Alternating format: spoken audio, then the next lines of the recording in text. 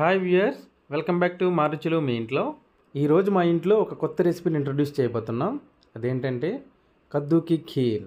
అదేనండి, సొరకాయ పాయసం. ఈ రెసిపీ మేకింగ్ చాలా ఈజీ. కొన్ని టిప్స్ ఫాలో అయితే రెస్టారెంట్ స్టైల్ టేస్ట్ పక్కాగా రావాల్సిందే. ఇంకా ఆలస్యం చేయకుండా సొరకాయ పాయసాన్ని ఎలా తయారు చేసుకోవాలో చూసేద్దాం. Let's go to the video. సొరకాయ పాయసం తయారు చేసుకోవడానికి ఇలా సొరకాయని కానీ చిన్న ఆనపకాయని కానీ తీసుకోవాలండి. ఇది లేతదైతే పాయసం చేసుకోవడానికి చాలా టేస్ట్గా ఉంటుంది. సొరకాయ అయినా ఆనపకాయ అయినా ఒకటేనండి, కాకపోతే కొన్ని ఊర్ల సైడ్ అయితే సొరకాయ అంటారు. ఇప్పుడు ఈ ఆనపకాయ పైన ఉన్న పీల్ని తీసేసుకోవాలి. ఇటువైపు కట్ చేసుకొని ఈ కాడని తీసేసుకొని పైన చెప్పుకోవాలండి తొక్క అంతటిని.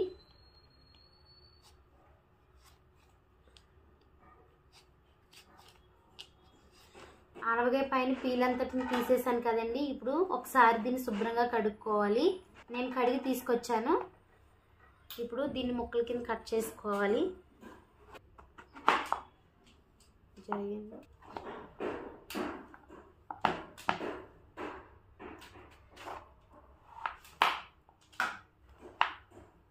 కట్ చేసుకున్న ముక్కలో ఈ గింజలు ఉన్న వైట్ పార్ట్ ఉంది కదండి, దీని అంతటిని సెపరేట్ చేసేసేయాలి.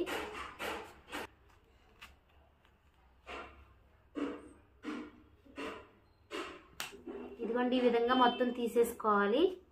ఇదిగోండి, ఇలా లోపల ఉన్న గింజల పార్ట్ అంతా తీసేసుకున్న తర్వాత ఇలాగా 2 ముక్కల కింద కట్ చేసుకుని మనం గ్రేట్ చేసుకోవడానికి వీలుగా ఉండేలా ముక్కలు కట్ చేసుకోవాలి. ఇలా ఒక గ్రేటర్ని తీసుకొని దీనిపైన తురుముకోవాలండి ముక్కలతో. ఇలా మనం కట్ చేసుకుని పెట్టుకున్న సొరకాయ ముక్కలన్నిటిని ఇలా తురుముకోవాలి. ఇదిగోండి, ఈ విధంగా ముక్కలన్నింటినీ తురిమేసాను కదండి. ఇప్పుడు సొరకాయ పాయసాన్ని ఏ విధంగా తయారు చేసుకోవాలో చూపిస్తారు పదండి, వీడియోలోకి వెళ్ళిపోదాం. స్టవ్ ఆన్ చేసుకుని పాయసం చేసుకోవడానికి ఇలా ఒక కడాయిని పెట్టుకోవాలి.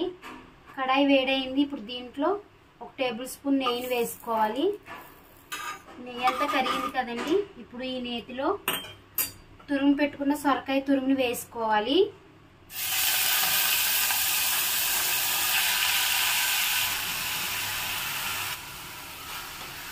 ఇప్పుడు ఈ సొరకాయ తురుముని గట్టితో మొత్తం కలుపుకోవాలి. దీన్ని నేతిలో బాగా పచ్చి స్మెల్ పోయేంత వరకు వేయించాలండి. ఇదిగోండి, ఇలా వాటర్ కింద వచ్చింది కదా వేగుతుండగా, ఈ వాటర్ అంతా పోయి బాగా దగ్గరికి అయిపోవాలండి. ఈ వాటర్ అంతా బాగా దగ్గరికి ఉడికిపోయి వేగితే బాగా పచ్చి స్మెల్ పోతుందండి దీంట్లో. ఇదిగోండి, సొరకాయ తురుమంతా బాగా వేగిపోయింది కదా. ఇప్పుడు దీంట్లో 1/2 కప్పు సగ్గుబియ్యాన్ని నేను ముందుగా నానబెట్టుకుని పెట్టుకున్నాను. 1 పావు గంట నానబెట్టుకుని పెట్టుకుని సగ్గుబియ్యాన్ని కూడా వేసుకోవాలి. వీటిని కూడా ఇదే సొరకాయ తురుములో బాగా వేయించుకోవాలి.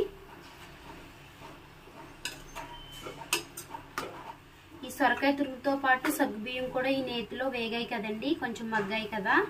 ఇప్పుడు దీంట్లో ఒక చిన్న టీ గ్లాసులు వాటర్ వేసుకోవాలి. ఈ వాటర్ ఎందుకంటే ఇంకా ఏమైనా సొరకాయలో కొంచెం పచ్చిదనం కానీ సగ్గుబియ్యంలో ఉన్న పచ్చిదనం ఏమైనా ఉంటే ఉడకడం కోసం కొంచెం వాటర్ని వేసుకోవాలండి. వాటర్ పోసిన తర్వాత మొత్తం దగ్గరగా ఉడికిపోయింది కదండి. ఇప్పుడు దీంట్లో 1 లీటర్ చిక్కటి పాలను తీసుకుని పోసుకోవాలి.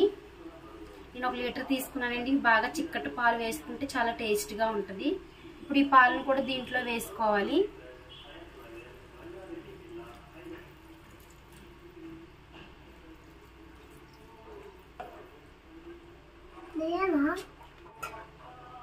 ఇప్పుడు గట్టితో మొత్తం కలుపుకోవాలండి. ఇప్పుడు ఈ పాలను బాగా మరిగించాలి, బాగా దగ్గరికి అయ్యేలాగా మరిగించాలి. మనం పోసిన లీటర్ పాలలో 1 పావు లీటర్ పాలన్నా మరిగిపోవాలండి. అప్పుడు సొరకాయ పాయసం చాలా టేస్ట్గా ఉంటుందండి. ఇప్పుడు ఇదే పాలలో సగ్గుబియ్యం కూడా బాగా ఉడకాలి. ఇదిగోండి, పాలు మరగడం స్టార్ట్ అయింది కదా. ఇప్పుడు ఇవి ఇంకా బాగా మరగాలి. ఇలా కలుపుకుంటూ మధ్య మధ్యలో బాగా మరిగించాలి.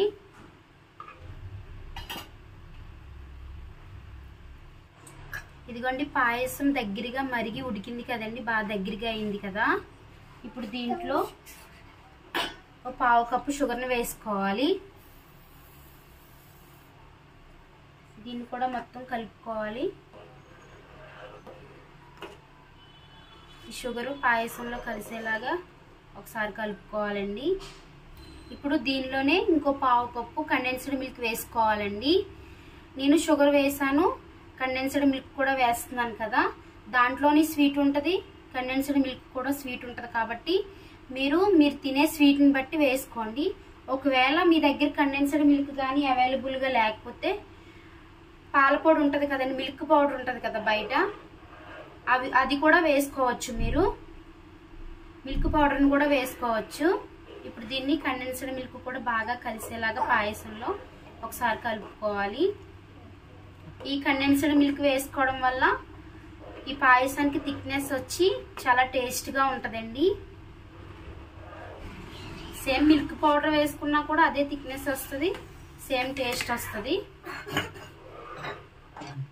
కండెన్స్డ్ మిల్క్ షుగర్ కూడా బాగా కలిసాయి కదండి. ఇప్పుడు ఒకసారి మళ్ళీ టేస్ట్ చూసుకోండి. టేస్ట్ చూసుకుని ఒకవేళ మీకు సరిపోతే కనుక మీరు మళ్ళీ షుగర్ వేసుకోవచ్చు. నాకైతే సరిపోయిందండి స్వీట్ అయితే. ఇప్పుడు దీంట్లో టేస్ట్ కోసం కొంచెం యాలకుల పొడి వేసుకోవాలి. కలర్ కోసం కొంచెం ఫుడ్ కలర్ వేసుకోవాలండి, ఇది ఆప్షనల్ అండి. మీకు ఇష్టమైతేనే వేసుకోవచ్చు, ఇష్టం లేకపోతే దీన్ని పూర్తిగా స్కిప్ చేయొచ్చు. దీన్ని అంతటిని ఒకసారి మొత్తం కలుపుకోవాలి. ఈ ఫుడ్ కలర్ వేయడం వల్ల రెస్టారెంట్లో తిన్న ఫీలింగ్ వస్తుందని చెప్పేసి నేను ఫుడ్ కలర్ వేసాను. చూడడానికి కలర్ బాగుంటుందని చెప్పేసి వేసాను.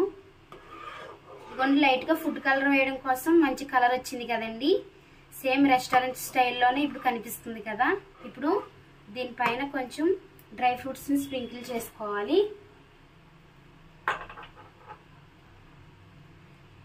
ఇలా మన దగ్గర ఏవేవైతే డ్రై ఫ్రూట్స్ ఉన్నాయో వాటిని ఇలా స్ప్రింకిల్ చేసుకోవాలండి. ఇప్పుడు స్టవ్ ఆఫ్ చేసేసుకోవాలి. చూసారు కదండి, కద్దుకా కీర్ అయితే రెడీ అయిపోయిందండి. అదేనండి కద్దుకా కీర్ అంటే సొరకాయ పాయసం. చూసారు కదండి ఎంత మంచిగా వచ్చిందో. ఇప్పుడు దీన్ని బౌల్లోకి తీసుకుని సర్వ్ చేసుకుందామండి. చూసారు కదండి కద్దుకా కీర్ని, సొరకాయ పాయసాన్ని ఏ విధంగా తయారు చేసుకోవాలో చాలా సింపుల్గా రెస్టారెంట్ స్టైల్లో ఫంక్షన్స్లో తినే విధంగానే చాలా సింపుల్గా ఇంట్లోనే చూపించాను కదండి. ఈ రెసిపీని మీరు కూడా ఇంట్లో తప్పకుండా ట్రై చేసి టేస్ట్ చేయండి. ఇంట్లో ఏమైనా చిన్న చిన్న ఫంక్షన్స్ కానీ ఏమైనా అకేషన్స్ కానీ జరిగినప్పుడు సింపుల్గా ప్రిపేర్ చేసేసుకోవచ్చండి. దీనిపైన కొంచెం డ్రై ఫ్రూట్స్ని స్ప్రింకిల్ చేసుకుందాము. ఈ కద్దుకా కీర్ని వేడిగా తినొచ్చండి, లేదా కూల్గా ఫ్రిడ్జ్లో పెట్టుకుని కూడా తినొచ్చు. కూల్గా తింటే కూడా చాలా టేస్ట్గా ఉంటుంది. ఈ రెసిపీ కనుక మీకు నచ్చినట్లయితే లైక్ చేయండి, షేర్ చేయండి. కొత్తవారు మా ఛానల్ని చూస్తున్నట్లయితే సబ్స్క్రైబ్ చేసుకోండి, సపోర్ట్ చేయండి. థ్యాంక్ యూ అండి.